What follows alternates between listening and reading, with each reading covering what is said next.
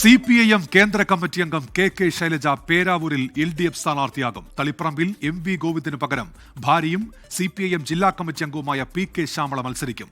മട്ടന്നൂരിൽ VK സനോജും തലശ്ശേരിയിൽ കാരായി രാജനും സ്ഥാനാർത്ഥികളാകും. സ്ഥാനാർത്ഥി പട്ടിക CPIM കണ്ണൂർ ജില്ലാ സെക്രട്ടേറിയറ്റ് അംഗീകരിച്ചു.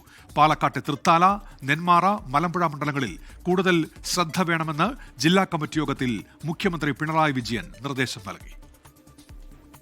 പേരാവൂരിൽ സണ്ണി ജോസഫ് KK ശൈലജ സൂപ്പർ പോരാട്ടത്തിന് കളമൊരുങ്ങുന്നു. പാർട്ടി ജയിക്കുമെന്ന് ഉറപ്പുള്ള മണ്ഡലങ്ങളിൽ 2 ടൈം വ്യവസ്ഥയിൽ ഇളവ് വേണ്ടെന്ന സംസ്ഥാന നേതൃത്വത്തിന്റെ തീരുമാനത്തെ തുടർന്നാണ് മട്ടന്നൂരിൽ KK ശൈലജ മത്സരിക്കില്ലെന്ന് ഉറപ്പായത്. ഇന്ന് ചേർന്ന കണ്ണൂർ ജില്ലാ സെക്രട്ടേറിയറ്റാണ് KK ശൈലജയെ പേരാവൂരിൽ മത്സരിപ്പിക്കാൻ തീരുമാനിച്ചത്. ആര് മത്സരിച്ചാലും പേരാവൂരിൽ CPIM ജയിക്കുമെന്ന് KK ശൈലജ. 8-ാം തീയതിയാണ് പാർട്ടി സ്ഥാനാർത്ഥികളെ പ്രഖ്യാപിക്കുക. പേരാവൂർ ആര് സ്ഥാനാർത്ഥി എന്നുള്ളതല്ല, ഇടതുപക്ഷം ജയിക്കുന്ന മണ്ഡലമാണ്. സ്ഥാനാർത്ഥി ആരാന്നുള്ളതൊക്കെ പാർട്ടി. സൗഹൃദ മത്സരമെന്ന് സണ്ണി ജോസഫ്. ഞങ്ങൾ തമ്മിൽ സൗഹൃദ മത്സരം നടത്തുന്ന സ്ഥലമാണ്. പ്രതീക്ഷയില്ലാന്ന് അവർക്ക് പറയാൻ പറ്റുമോ? LDFന്റെ സ്ഥാനാർത്ഥി ആരായാലും ഞങ്ങൾക്ക് അനായാസേന UDF സ്ഥാനാർത്ഥിക്ക് ജയിക്കാൻ സാധിക്കും.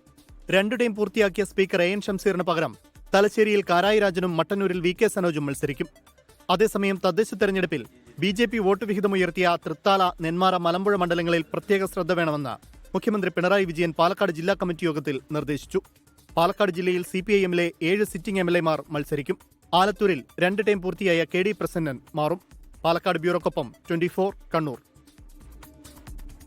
തെരഞ്ഞെടുപ്പ് പ്രഖ്യാപിച്ച് 24 മണിക്കൂറിനകം 60 സ്ഥാനാർത്ഥികളെ പ്രഖ്യാപിക്കുമെന്ന് പ്രതിപക്ഷ നേതാവ് VD സതീശൻ. മിക്കയിടത്തും ഒറ്റപ്പേരിലേക്ക് എത്തിക്കഴിഞ്ഞെന്നും വിസ്മയങ്ങൾ ഇനിയുമുണ്ടാകുമെന്നും VD സതീശൻ പറഞ്ഞു. അതേസമയം ചില വിട്ടുവീഴ്ചകൾക്ക് തയ്യാറെന്ന് കേരള കോൺഗ്രസ് നേതൃത്വം അറിയിച്ചു. ഹൈക്കമാൻഡുമായി ആദ്യഘട്ട ചർച്ചകൾ പൂർത്തിയായതോടെയാണ് 60 സീറ്റിൽ സ്ഥാനാർത്ഥികളെ പ്രഖ്യാപിക്കാൻ കോൺഗ്രസ് തയ്യാറെടുക്കുന്നത്.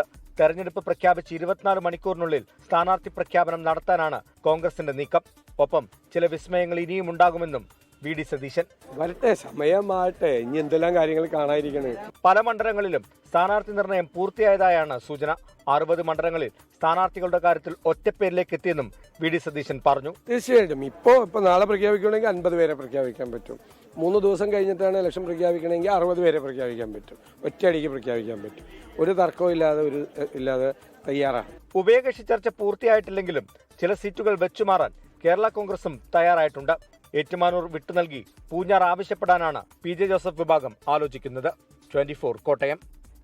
ലോകത്തെവിടെയായാലും ഏത് സമയത്തും 24 വാർത്തകളും ഓഗ്മെന്റഡ് റിയാലിറ്റി പാക്കേജുകളും എക്സ്പ്ലെയിനറുകളും വിശദമായി കാണാൻ ഞങ്ങളുടെ YouTube ചാനൽ നിങ്ങൾക്ക് സബ്സ്ക്രൈബ് ചെയ്യാം.